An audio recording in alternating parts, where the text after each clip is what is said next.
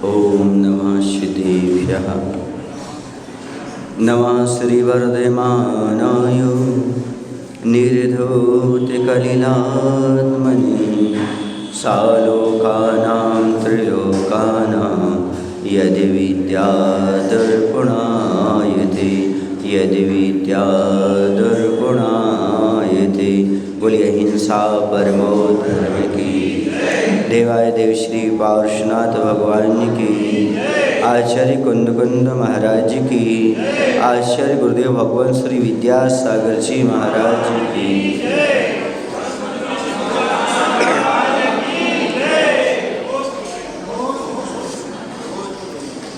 आजकल तो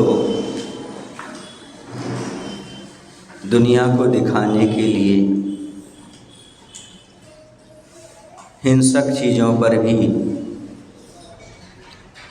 अहिंसा के वाक्य लिखे रहते हैं। कृपाण अर्थात तलवार पर भी आपको लिखा हुआ मिल जाएगा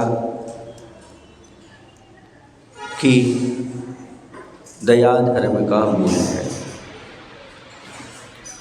और आपके लिए वस्त्रालय भी मिल जाएंगे जिसका नाम होगा दिगंबर वस्त्रालय। महावीर स्वीट्स, समझ आ रहा है? ये सब दूसरों को दिखाने के लिए, लेकिन क्या वास्तव में कृपाण अर्थात तलवार वो अपने आप में कह रही कृपा ना, अर्थात मेरे अंदर कोई दया नहीं है। जब मैं अपना काम करती हूँ तो दया भूल जाती हूँ। लिखे मात्र होने से कुछ नहीं होता।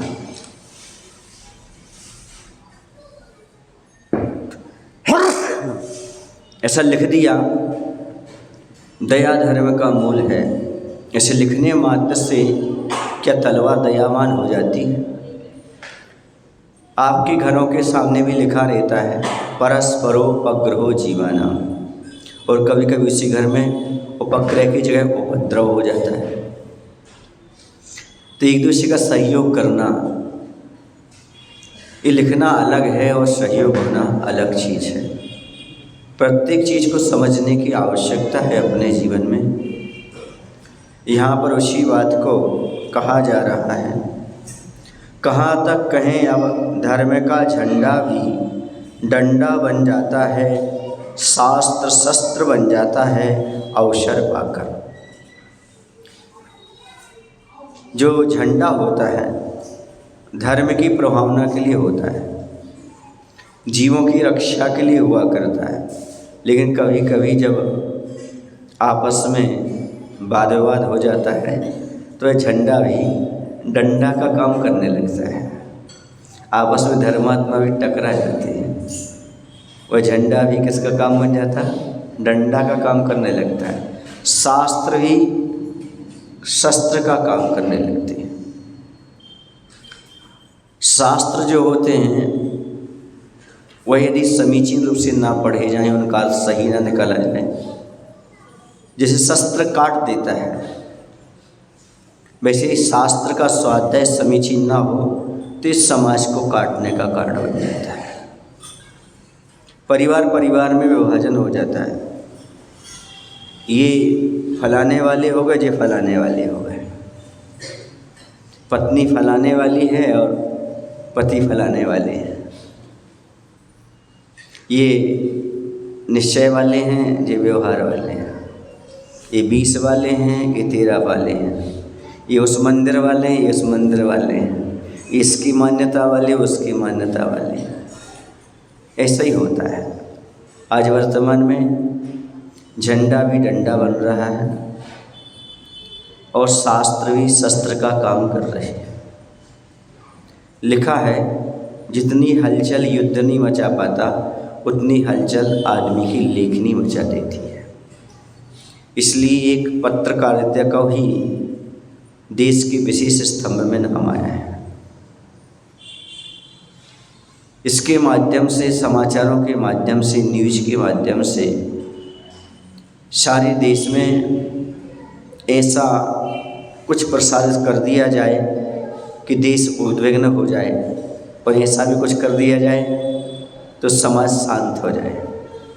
हिंसा भी फैला सकती है और फैलती हुई हिंसा को रोक भी सकते हैं। इस प्रकार के शास्त्र का यदि सदुपयोग है तो हिंसा जो फैली हुई है वो समाप्त हो जाएगी, और दुरुपयोग है तो हिंसा हो जाएगी। जैसे इस शस्त्र का हर समय उपयोग नहीं करते, वैसे शास्त्र का भी हर जगह उपयोग नहीं करना चाहिए। सोच समझ कर के बात करना चाहिए। आज जिसने एक बार कवि सम्मेलन हुआ तो उस समय बोला, संस्मरण समझ लो इसके लिए। बहुत सारे कवि थे, उस समय आचार्य ने संबोधन दिया कवियों के लिए। कलम और कदम, कलम फूल हो, कदम भी फूल हो, सूल ना हो, मतलब चुभने वाली ना हो। आपके कदम भी ऐसे ना उठें जो दूसरे को चुभन पैदा करते हों, दूसरे को कष्ट पहुंचाते हों, और आपकी कलम भी ऐसी ना हो, अर्थात आपकी लेखनी में भी अहिंसा झलकना चाहिए। आपकी चर्या में तो अहिंसा हो, लेकिन आप जो लिख रहे हैं वो भी अहिंसक ही लिखें। ऐसा ना हो कि कदम फूल और कलम सूल हो जाए।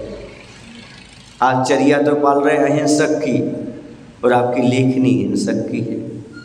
निंदा झलक रही हो आपकी लेखनी में, समाज टूट रही हो आपकी लेखनी से, या हिंसा फैल रही हो आपकी लेखनी से, तो ये दया अहिंसा जो है मात्र चर्या में नहीं, अपने विचारों और लेखनी में भी आना चाहिए। आज से यही कहना चाहते हैं कि कदम तो आपके फूल हैं, पर कलम सूल क्यों है आपकी?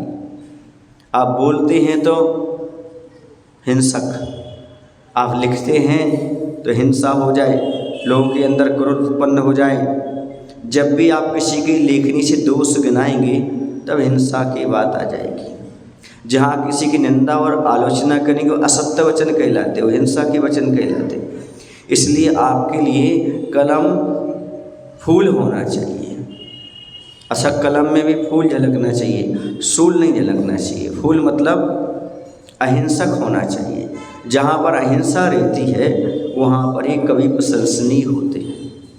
लिखा हुआ है आगम में, स्पष्ट रूप से लिखा हुआ है। आगम में क्या लिखा हुआ है कि कवि वैसे होना चाहिए जिसके माध्यम से सभी को आनंद का अनुभव हो।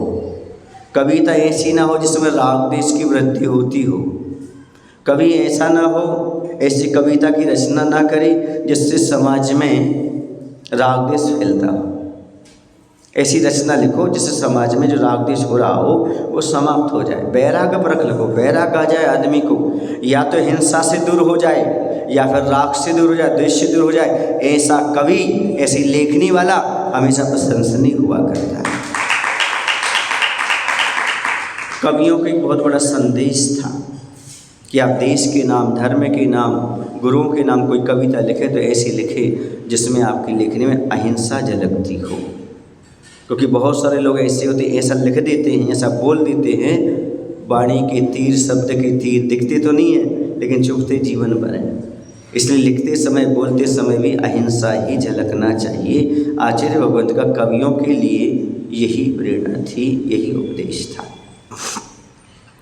तो यहाँ पर लिखना अलग है, बोलना अलग है, और जीवन में धारण करना अलग है, बता रहे हैं। शास्त्र कभी भी शस्त्र का काम ना करें, शास्त्र शास्त्र ही बने रहें। यदि शास्त्र की उचित मात्रा कम हो जाती है, उचित समझते हो बड़ी मात्रा, तो क्या बन जाता है? शस्त्र बन जाता है। इसी प्रकार से वाणी, यदि उचित मात्रा बड़ी की कम हो जाए तो बाण बन जाती है। इसलिए कभी भी मात्रा कम ना करें, अपना तरफ से कुछ भी जोड़ें ना और कुछ कम ना करें। किसी भी मूल ग्रंथ में, मुख्य गाथाओं में कभी आप मुनि की जगह गुणी ना लिखें, ये ध्यान रखें। क्योंकि वहाँ पर लिखा रहता है मुनि शब्द, आप माँ को गा कर देते हो, गुणी कर देते हो। गुणी में कोई भी आ जाएगा, और सब में दृष्टि भी आ जाएगा। इसलिए आप अपने मत का समर्थन करने के लिए कि वस्त्रधारी भी शुद्ध उपयोग प्राप्त कर सकता है, वस्त्रधारी भी मुक्ति का लाभ ले सकता है, ऐसे मत का प्रचार प्रसार करने के लिए मुनि की जगह गुणी न लिखें, वरना ये समाज तो तुम्हें क्षमा कर देगी, लेकिन ध्यान रखो कर्म कभी क्षमा करने वाला नहीं है, दुर्गति के पात्र बनोगे।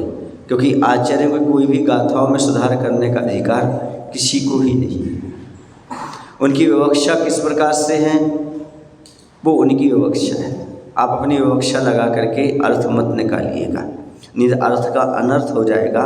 इसलिए आज शास्त्र भी शस्त्र के कारण बन रहा है, अर्थात जिन शास्त्रों से विवाद उत्पन्न हो वही तो शस्त्र के कारण बन जाते हैं। जो लेखनी आपने लिखी चलाई जिस चीज़ पर उससे विवाद उत्पन्न हो वही शास्त्र आपका शस्त्र का कारण बन गया, ये मान करके चलिएगा। और जहाँ जहाँ आप झंडा लगाने के लिए लड़ाई झगड़ा करते हो, समझो ये झंडा डंडा बन गया, मेरा ही झंडा गड़ेगा, मेरा ही ऐसा होगा, मेरा ही ऐसा होगा, ऐसा कहते कहते जितना पुण्य तुम्हें धर्म की रक्षा करते नहीं हुआ उतना पाप अपने लड़ाई झगड़े में कर दिया। नहीं, यहाँ पर ऐसा ही होगा, यहाँ पर ऐसा ही होगा। जो भी दुराग्रह करते हैं वो हमेशा लड़ाई झगड़ा करते हैं। धर्म जो होता है वह उत्पन्न नहीं होता, धर्म तो होता है, उत्पत्ति तो होती है पंथों की, संप्रदायों की। पंथ और संप्रदाय किसी के द्वारा बनाए जाते हैं, धर्म किसी के द्वारा बनाया नहीं जाता। हमारा धर्म मात्र वीतराग धर्म है, अहिंसक धर्म है। बाकी जो चीज़ें हैं वो सब पंथवाद में आकर के जकड़ी गई हैं। पंथ और संप्रदाय कसाय के कारण उत्पन्न होते हैं, और धर्म जो उत्पन्न होता है वह कसाय समाप्त होने पर उत्पन्न होता है। इसी से बात को अच्छी तरह से समझने का प्रयास करो। जहाँ भी कलह पैदा हो रही है समझो वहाँ कहीं ना कहीं असत्य पल रहा है, तभी तो ये पंथ और संप्रदाय हो गया। पंथ के स्थापक होते हैं, संप्रदाय के स्थापक होते हैं, धर्म का कोई स्थापक नहीं होता। क्यों नहीं होता? क्योंकि वृक्षों में पूछा जाए हरापन किसने डाला, धर्म है उसका। गन्ने में मीठापन किसने डाला, धर्म है उसका, किसने डाला नहीं। नीम में कड़वापन किसने डाला, उसका धर्म है, डाला नहीं। लेकिन चाशनी में, रसगुल्ले में, जलेबी में रस डाला गया है ना। तो जो रसगुल्ला है, जो जलेबी है, ये संप्रदाय और पंथ है, लेकिन जो गन्ना है वह धर्म है। ये नेचुरल है। इसलिए जैन धर्म है ये पंथ नहीं है। इसलिए ना तो आदिनाथ इसके संस्थापक है, ना भगवान महावीर संस्थापक है। जैन धर्म का कोई संस्थापक नहीं है, ये प्रवर्तक हैं। आदिनाथ से लेकर महावीर तक इस युग के प्रवर्तक रहे। इन्होंने धर्म को आगे बढ़ाया है, इन्होंने धर्म को उत्पन्न नहीं किया। इसलिए धर्म सनातन धर्म है, अनादिकाल से चला आ रहा है। धर्म की कोई उत्पत्ति नहीं होती। उत्पत्ति है तो पंथ हो गया, वो संप्रदाय हो गया, और ये कसाईयों के द्वारा होता है इसकी उत्पत्ति। लेकिन धर्म की उत्पत्ति धर्मात्मा के द्वारा होती नहीं, धारण की जाती है। जो धारण किया जाए सो धर्म है, उत्पन्न किया जाए सो धर्म नहीं है। जिसे धारण किया जाता है उसका नाम धर्म हुआ करता है। धरति धर्मः, जिसे धारण किया जाए उसका नाम धर्म है, ना कि उत्पन्न किया जाए उसका नाम धर्म है। एक बार कोई व्यक्ति विदेश पहुंचा, वहाँ वो अपनी जलेबी लेकर के गया। विदेशी ने पूछा, भैया ये बताओ इसमें रस कहाँ से अंदर गई, बोलिए बताओ अभी सर, क्या इंजेक्शन की वो सीरीज होती उससे डाला था क्या? उसे पता ही नहीं इसमें रस कहाँ से आया। समझ में आ रहा? ये सब गन्ने से आया। कहाँ से आया? सीधी सी बात है, जैसे गन्ना पैदा नहीं होता उससे बहुत सी चीज़ें पैदा हो जाती हैं। जैसे गुड़ का निर्माण हो जाता है, शक्कर का निर्माण हो जाता है, मिश्री का निर्माण होता है, खांड का निर्माण हो जाता है। उसी प्रकार से धर्म कभी उत्पन्न नहीं होता। उस धर्म को लेकर जब लड़ाई झगड़ा विवाद होते हैं तब पंथ उत्पन्न हो जाते हैं। आगे समझे आपको कैसे संप्रदाय की उत्पत्ति होती है, पंथों की उत्पत्ति होती है। जहाँ दुराग्रह नहीं, ऐसा ही है, ऐसा ही करना चाहिए, जहाँ ये बात आ जाती है वहाँ पर शक्कर गुड़ खांड वगैरह फैलने लगती है। गन्ने का रस बेचारा क्या करे, अब वो क्या कर सकता है, उसी को तपा तपा करके बदल बदल करके अन्य रूप में प्रस्तुत कर दिया जाता है। ऐसे धर्म की अपने अपनी एक एक मान्यताओं को लेकर के पंथ के रूप में परिवर्तित कर दिया जाता है। तो यहाँ पर ये बात समझने की है कि संसारी प्राणी धर्म तो करे, झंडा तो फहराए, लेकिन उसको डंडा ना बनाए। शास्त्र तो पढ़े और उसे शस्त्र ना बनाए। शास्त्र पढ़ते पढ़ते उसे शस्त्र ना बनाए, बस इतना ध्यान रखें। शास्त्र का उपयोग किसी की निंदा में ना करें, शास्त्र का उपयोग समाज को तोड़ने में ना करें, शास्त्र का उपयोग कभी भी वाद विवाद में ना करें, बल्कि अनेकांत और शादवाद पढ़ने और पढ़ाने में करें, तो ही हमारा कल्याण है। उसी से हमारा कल्याण है, दूसरे का भी कल्याण है। वरना अन्य लोग जो हैं वह धर्म से विमुख हो जाएंगे, युवा पीढ़ी विमुख हो जाएगी। वो कहेंगे भाई यहाँ तो लड़ाई झगड़े होते हैं, बहुत विवाद हैं, हमें दूर रहना है। जबकि धर्म तो आपस में मेल करना सिखाता है, कभी विवाद आदि की बात होती नहीं। विवाद वहाँ पर होता है जहाँ पर कहीं ना कहीं असत्य ठहरता है। तो अवसर पाकर के ऐसा हो जाता है। और प्रभु स्तुति में तत्पर सुरीली बांसुरी भी बांसवन पीट सकती है। प्रभु पथ पर चलने वालों को समय की बलहारी है। जो भगवान की स्तुति करने वाली बांसुरी है, कभी कभी बांसुरी भी दूसरी कोई पिटाई कर देती है। कृष्ण जी तो वही बजाते थे। कृष्ण जी क्या बजाते थे? बांसुरी बजाया करते थे। तो स्तुति करने के लिए बांसुरी का उपयोग करें, कभी उसे डंडा बनाकर किसी की पिटाई ना करें। यहाँ पर आचार्य श्री जो बात कह रहे हैं ये समझो। उनका कहने का तात्पर्य इतना सा है कि आज वर्तमान में जो धर्म के नाम पर छलावा चल रहा है, जो देश में भ्रष्टाचार चल रहा है, काला बाजारी चल रही है, इन परिस्थितियों को यहाँ पर दर्शाया जा रहा है कि वर्तमान की समय की बलहारी है। वर्तमान समय में कलयुग में ऐसा हो रहा है। बहुत सारे ग्रंथों में ऐसा लिखा हुआ है, ऐसा हुआ, बाद में लिख दिया। क्या करें, ये कली काल की बलहारी है। पंचम काल में ऐसा ही होना है, पंचम काल में ऐसा ही होता है। ये हुंडा और सटनी का है, इसका है हुंडा और सटनी का है। जो घटनाएं कभी तुमने ना सुनी ना देखी होंगी, ऐसी अनहोनी घटनाएं देखने और सुनने मिलें, उसी का नाम पंचम काल ही मान के चलो। ये कली काल है। यहाँ पर कोई बात आश्चर्यजनक नहीं है, क्योंकि हर घटना यहाँ पर घट सकती है। बुरी से बुरी घटना आपको सुनने को मिल सकती है। क्यों? क्योंकि इसका नाम क्या है? हुंडा और सटमी का पंचम काल मान कर चलो। इसका नाम दुखमा काल है। ऐसी घटनाएं यहाँ पर घटती रहती हैं, ये कह रहे हैं। कहने का तात्पर्य है, आज के व्यक्ति जो धर्म के तवे पर अपनी स्वार्थ की रोटी सेंक रहे हैं, उनको सचेत किया जा रहा है कि धर्म के तवे पर कभी भी विद्वानों के लिए स्वार्थ की रोटियां नहीं सेंकना चाहिए, बल्कि उनके लिए परमार्थ का पराठा बनाना चाहिए।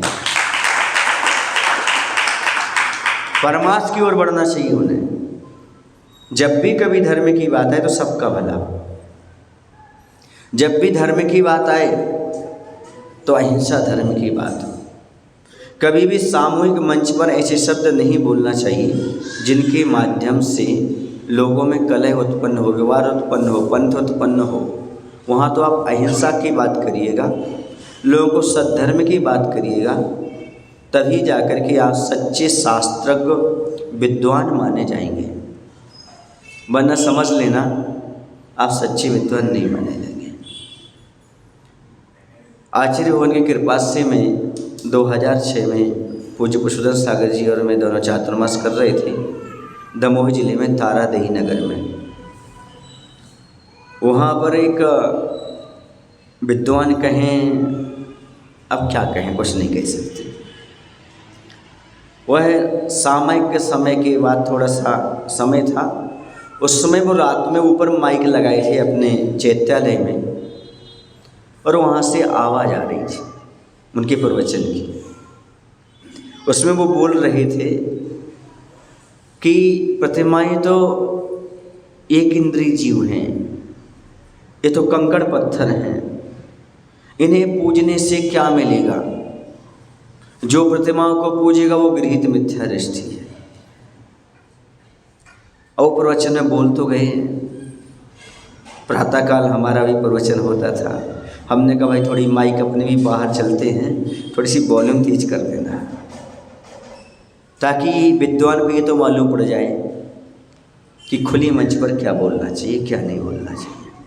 आपका मत, आपका पंथ आपके पास है, ज़बरदस्ती बदलाव नहीं करना चाहते हैं, लेकिन आप समझिए कि आप बोल क्या रहे हैं। हमने एक ही शब्द बोला, जो व्यक्ति ये बोलता है कि भगवान जो प्रतिमा है वो पत्थर की है, पाषाण की है, यदि कल उसके ऊपर पत्थर फेंक जाए तो मैं जवाबदार नहीं हूँ। कल उसके ऊपर पत्थर फेंक जाए तो मैं जवाबदार नहीं हूँ, क्योंकि प्रतिमा को मानने वाले विश्व में बहुत सारे लोग हैं। किसी के आस्था के केंद्र को तुम पत्थर कहोगे, वो आपको पत्थर मारे बिना रह नहीं सकता है। दूसरी बात, यदि आप जीनिज्म की बात करते हो तो आदिनाथ भगवान क्या गृहीत मिथ्या दृष्टि थे? भगवान महावीर का गृहीत मिथ्या दृष्टि थे। क्यों? क्योंकि उनके समूह शरण में भी मानस्तंभ था और मानस्तंभ में भी प्रतिमाएं थीं, उनकी भी पूजन होती थी और भगवान महावीर के सामने होती थी। उन्होंने मना क्यों नहीं किया? इससे स्पष्ट है वो मिथ्या दृष्टि हो नहीं सकते, तुम घोर मिथ्या दृष्टि हो।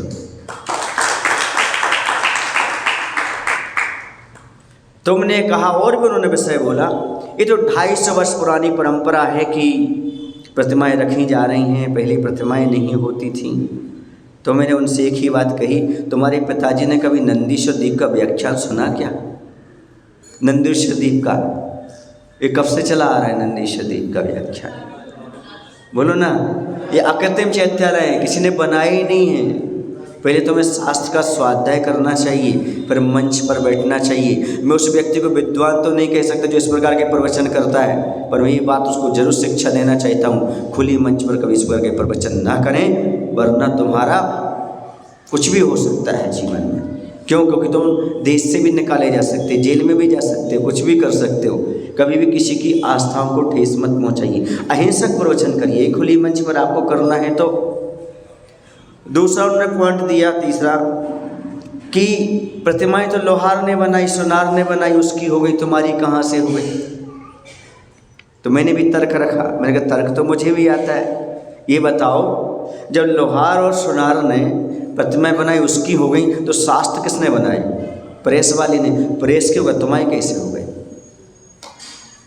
एक दृष्टि से प्रतिमाएं तो एक इंद्रिय मानी तुमने, तो सभ्य शुद्ध और शुद्ध नया, शुद्ध नए से वो भी भगवान बनने की क्षमता रखते हैं, फिर वो उन्हें प्रणाम कर लो। शास्त्र तो अजीब है, इन्हें प्रणाम क्यों कर रहे हो? तो पहले ये बता दो आप।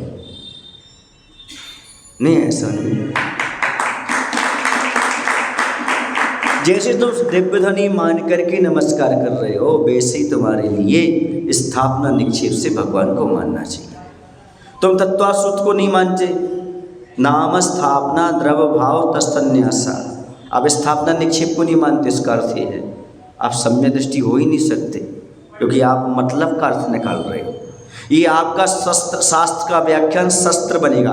मैं उपयोगिता से बोल रहा हूँ, जो अभी आपको बोल रहा हूँ। ऐसे कई प्रवचनकार आपको मिल जाए तो उन्हें समझाने का प्रयास करना, तो बहुत बड़ी गलती कर रहे हो। और हमने कहा उस व्यक्ति को पूरी समाज से क्षमा मांगना चाहिए जिसने ये प्रवचन किया है, ऐसा बोला है। क्यों? क्योंकि आपने बहुत से श्रद्धालुओं की आस्था के ठेस पहुंचाई है। जो अपने माता पिता को हड्डी मांस का मानता होगा, वही भगवान को पत्थर का मान सकता है।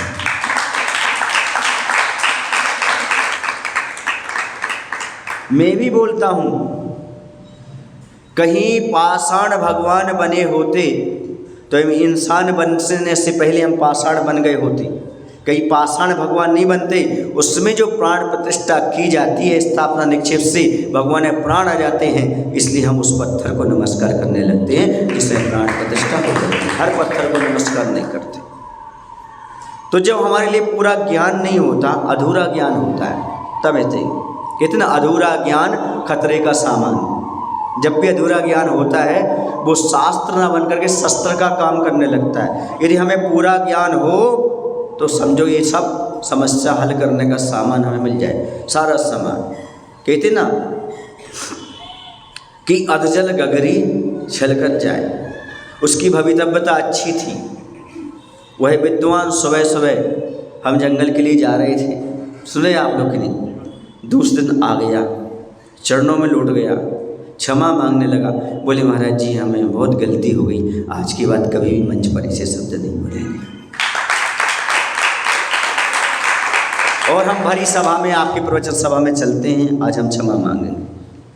भरी सभा में आया, जैसे ही माइक पर खड़ा हुआ बोलने को, हमने कहा बैठ जाओ, आपको सारी समाज ने क्षमा की और आपको बोलने की जरूरत है। हमारे साधर्मी हैं, अपराध किससे नहीं होता, पर याद रखो हमें आपको दंड नहीं देना है, आपको नीचे नहीं दिखाना है, क्योंकि धर्म का, धर्मात्मा का लक्षण नहीं होता। आपने गलती महसूस कर दी, ये बहुत बड़ी बात है। कभी किसी पर कमेंट्स मत कसिएगा, कभी बुरा भला मत कहिएगा। अपनी अपनी मान्यताएं, अपना अपना धर्म है, अपना अपना मत है। आप इस बारे में समझने का प्रयास किया और उन्हें समझा इस बात के लिए, और उन्होंने कहा महाराज जी हमारे लिए आप तत्वासु सिखा दो। हमने कहा गृहीत मिथ्या छोड़कर आओ। अब हम बता सकते हैं आपको तत्वसुख जब समझ में आएगा, जब आप स्थापना निक्षेप को अच्छी तरह से स्वीकार करोगे, उसके पहले आपको समझ में आने वाला नहीं है। बात समझ में आ रही? कहने का तात्पर्य दुनिया में बहुत सारे विद्वान हैं, बहुत सारे तार्किक हैं, लेकिन वो युक्ति से, तर्क से तो बात करते हैं, आगम से बात नहीं करते। उन्हें आगम से बात करना चाहिए, जिनवाणी लेकर के बात करना चाहिए। कहाँ कहाँ लिखा है, कैसा कैसा लिखा है, क्या आया है, कब से आया है, अभिषेक पाठ कहाँ से आया है, पूजन का शब्द कहाँ से आया है। जिन बिंब की दर्शन करने से, अब उन्होंने कहा 250 वर्ष पहले, हमने कहा आचार्य वीरसेन महाराज धबलाकार, आचार्य भूतबली महाराज, पशुदंत महाराज लिख करके गए हैं, जिन बिंब दर्शनेन, क्या, जिन बिंब दर्शन, जिन बिंब के दर्शन से निदत्ति निकाचितस्स, निदत्ति निकाचित जैसे मिथ्यात आदि कलावय क्षय दंशनादो, मिथ्यात जैसे करे प्रकृतियाँ क्षय को प्राप्त हो जाती, ऐसा लिखा होगा। जिनबिंब के दर्शन, जिनेन भगवान के नहीं, जिनबिंब के दर्शन से। अब आप सोचिएगा, जो आपको 2000 वर्ष पहले लिख कर के गए जिनबिंब के दर्शन करने से, और तुम ले रहे हो जिनबिंब की परंपरा कहाँ से आई? मात्र तुमने 14 शास्त्र पढ़ लिए, उसको पढ़ करके तुम ऐसा बात करने लगे। जरा आचार्य प्रणीत ग्रंथ को तो पढ़ो, प्राचीन आचार्यों की बात तो करो, प्राचीन आचार्य क्या कह रहे हैं, कैसे कह रहे हैं, किस प्रकार का है। आप सारे आचार्यों को, सारे भगवान को मिथ्या दृष्टि सिद्ध कर रहे हो। ध्यान रखो, कुंतु सर चुप नहीं बैठेगा, तुम्हारी वाणी चुप कर देगा। क्यों? क्योंकि तुम सारे आचार्यों के लिए, हमारे लिए अंगुली दिखाओगे या हम सहन करेंगे। क्यों? क्योंकि हम उपसर्ग मानेंगे, लेकिन आचार्यों के प्रति नहीं, भगवान के प्रति नहीं। इस समझो, तुम मंच पर क्या बोल रहे हो, तुम क्या कह रहे हो, इस समझने की आवश्यकता है।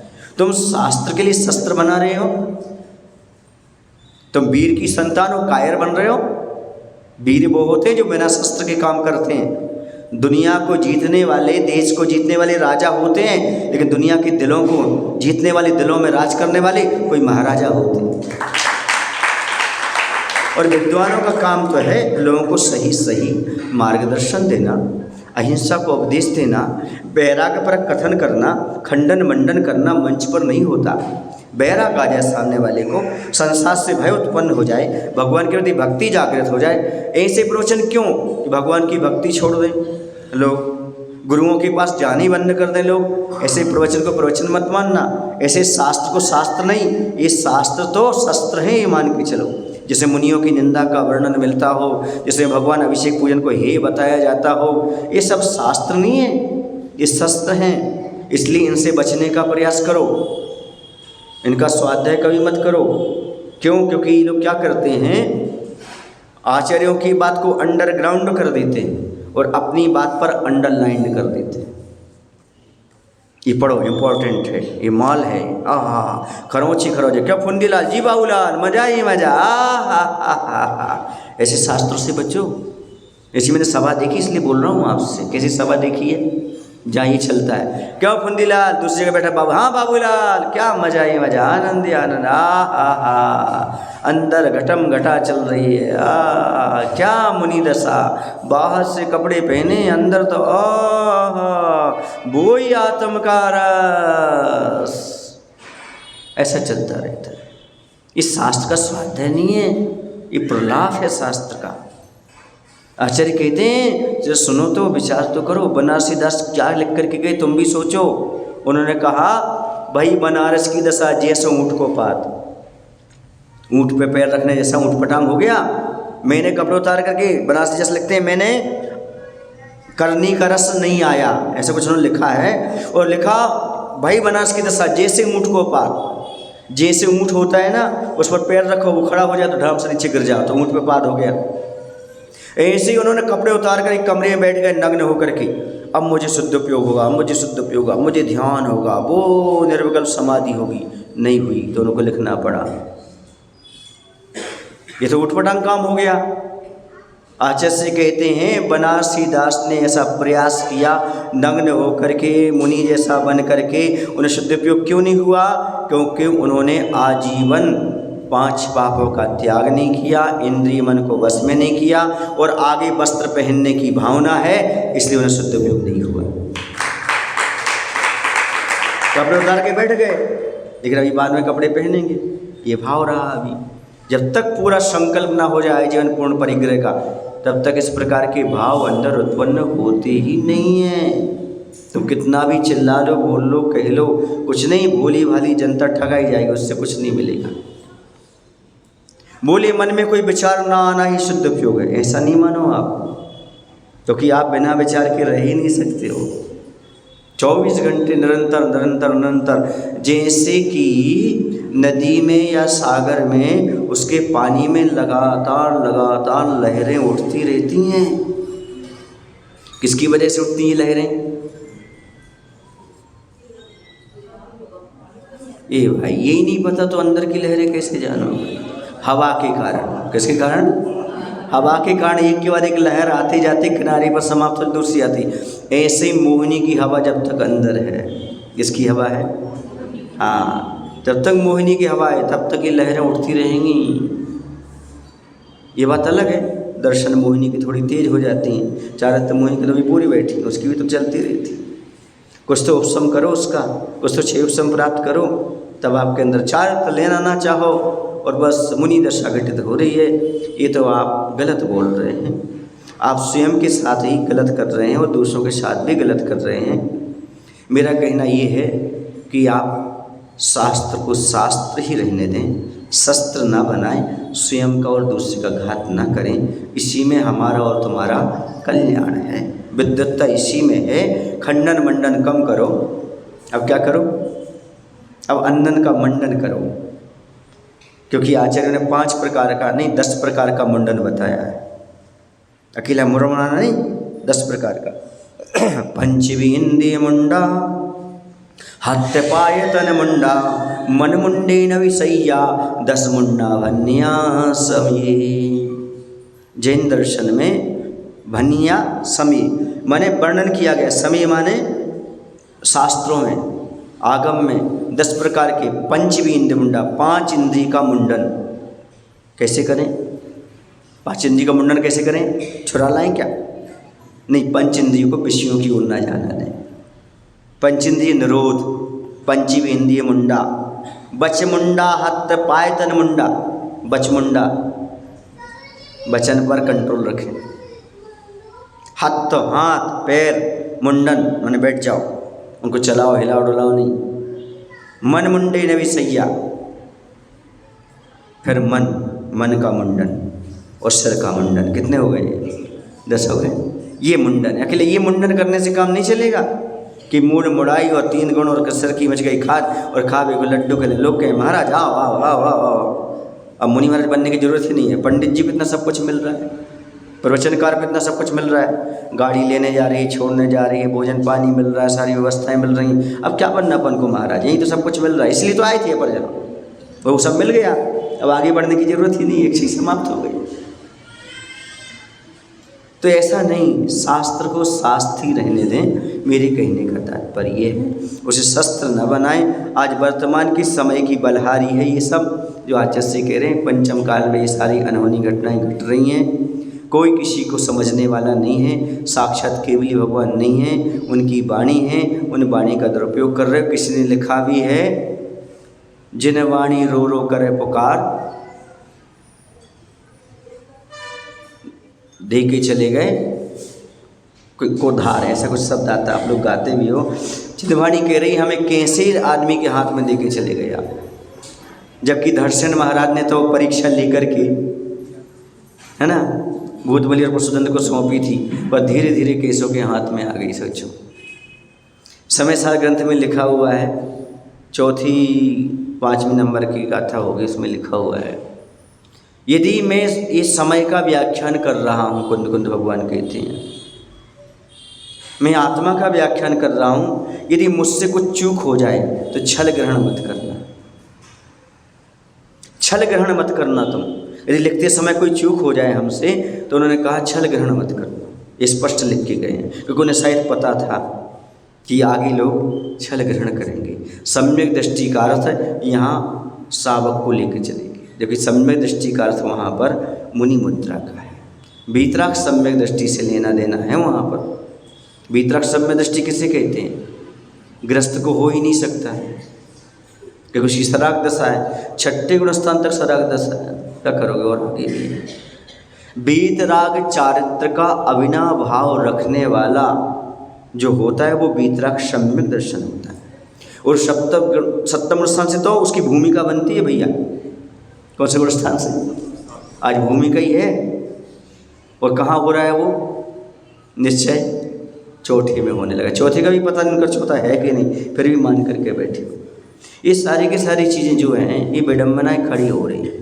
ये पंचम काल की बलहारी मान के चलो। आज कौन है जो सही में धर्म का पालन करना चाहता है? धर्म के बारे में लोग लिखते हैं, धर्म के बारे में लोग पढ़ते हैं, धर्म के बारे में नारे लगाए जाते हैं, धर्म का उपदेश दिया जाता है, धर्म के बारे पर लोग मरने मिटने की बात करते हैं। लेकिन मैं पूछता हूँ, सही मायने में धर्म का पालन कौन करते हैं? सब हो रहा है धर्म के मामले में। व्हाट्सएप पर तो इतना भरा मिलेगा आपको, धर्म ही धर्म मिलेगा, लोग बताते हैं। व्हाट्सएप क्या कहलाते हैं? यूट्यूब, व्हाट्सएप और तुम्हारा गूगल, फेसबुक और क्या क्या आ गया इसका। लेकिन वो धर्म का पालन कितना कर रहे हैं, ये सोचो, विचार करो। एक ललितपुर के विद्वान थे, संस्मरण याद आ रहा है, ललितपुर के अच्छे विद्वान थे। वह आचार्य के पास कुछ पुस्तक लेकर के गए, और जो ऐसा विद्वान था वो जैन था और विदेश तक होकर के आया। आज भी उसके आश्रम हैं, ध्यान शिविर लगते रहते उसके नाम से। वो तो चला गया और बहुत प्रसिद्ध, और आज उस स्पीच को लेकर के बहुत सारे प्रोफेसर उसके फॉलो भी कर रहे हैं, चल रहा है। लेकर के गए और आचार्य के पास रखा, और आचार्य का, आचार्य देखो इन्होंने ध्यान के बारे में कितना अच्छा लिखा है, कितना बढ़िया लिखा ध्यान के बारे में। आचार्य ने पंडित जी से कहा, पंडित जी आप तो विद्वान हैं, मैं आपसे पूछना चाहता हूँ, वो जो उन्होंने ध्यान के बारे में लिखा वो कहाँ से लिखा है? ध्यान लगाने के लिए बाहरी कंडीशन क्या होना चाहिए, पहले ये बता दो आप। क्या गाड़ी में घूमने वाला, 4 बार भोजन करने वाला,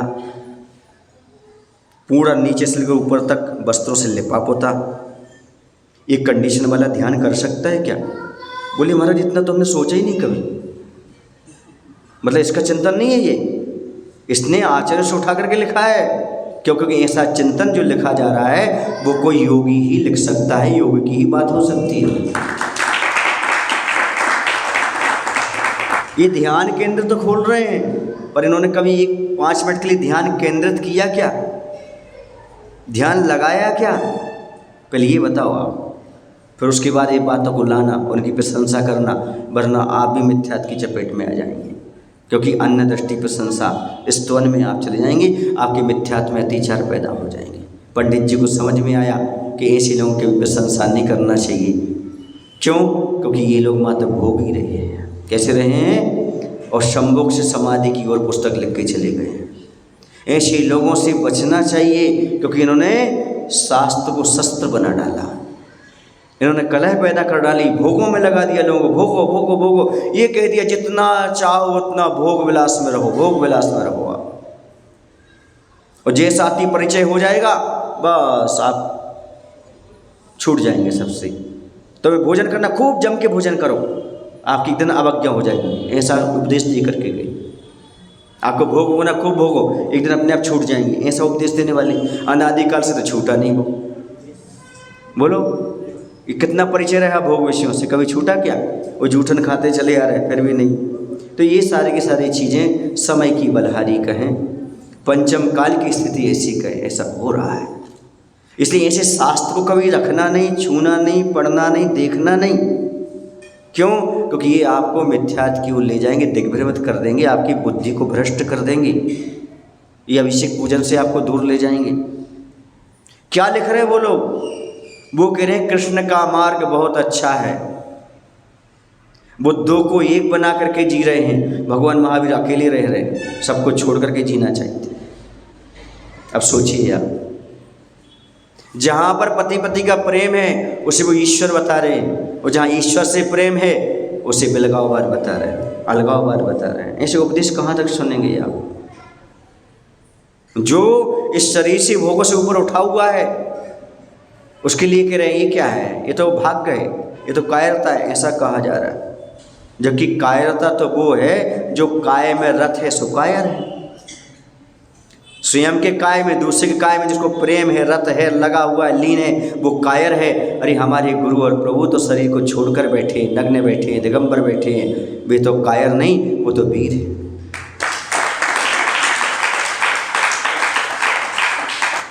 तो बाहर से मसाला कितना ही अच्छा परोसते हों वो आप ध्यान रखना, कभी भी खाने का प्रयास नहीं करना। क्योंकि एक बात बताऊँ आपको, होटल का भोजन आपको बहुत स्वादिष्ट लगेगा क्योंकि वो ताज़ा नहीं रहता। घर का भोजन का आपको बिल्कुल अच्छा नहीं लगेगा कि वो ताज़ा रहता है। बेगमगंज में एक अशोक समोसा कहलाते हैं, कोई बेगमगंज का हो तो पूछ लेना उनसे। अशोक समोसा वाले कहलाते हैं बेगमगंज में, समझ गए? तो एक बार हुआ, हमने कहा तुम्हारे यहाँ तो होटल है? हमारा हमारे यहाँ तो होटल है। हमने कहा तुम कभी खाते हो? महाराज कैसी बात करते? हमने कहा आपको तो फेमस है। बोले महाराज नहीं, हमें पता है कैसे क्या बनता है, कैसा होता है, हम कभी नहीं। बोले हम आपको एक एग्जाम्पल देते हैं, हमारा भोजन कैसे मीठा रहता है, कैसे अच्छा रहता है, भोजन कैसे रहता है।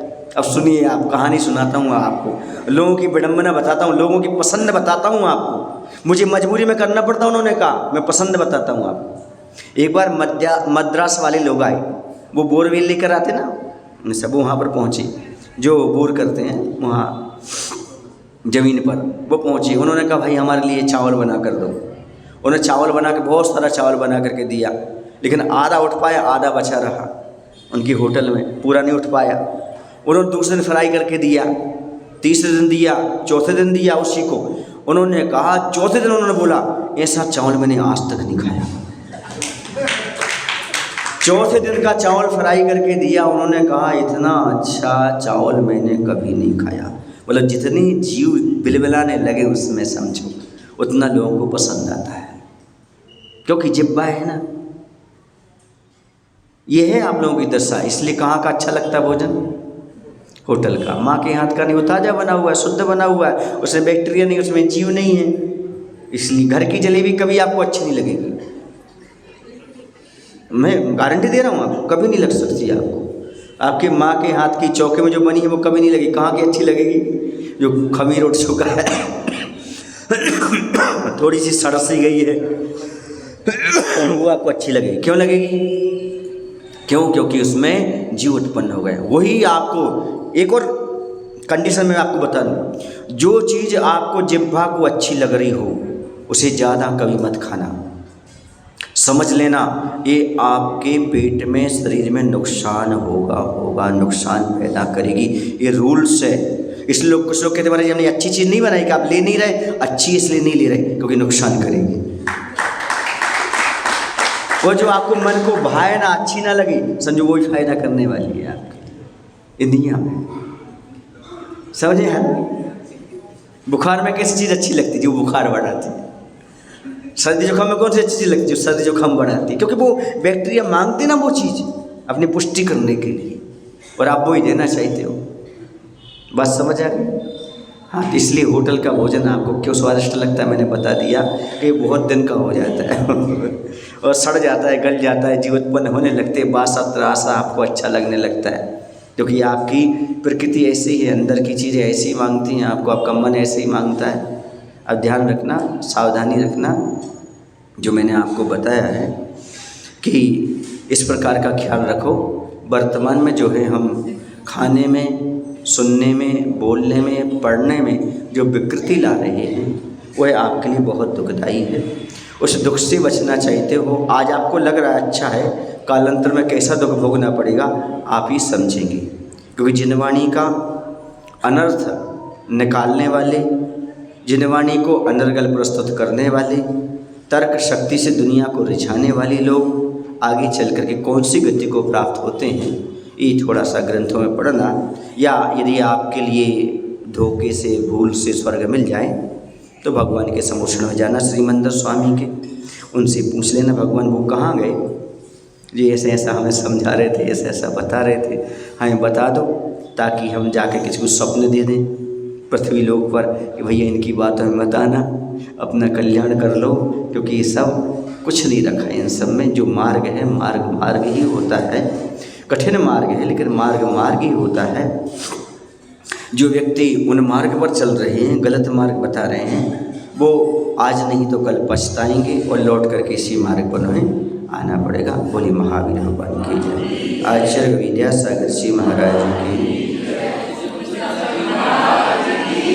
हे प्रभु, हम सभी को इतनी शक्ति, इतनी बुद्धि देने की कृपा करो ताकि हम सभी लोग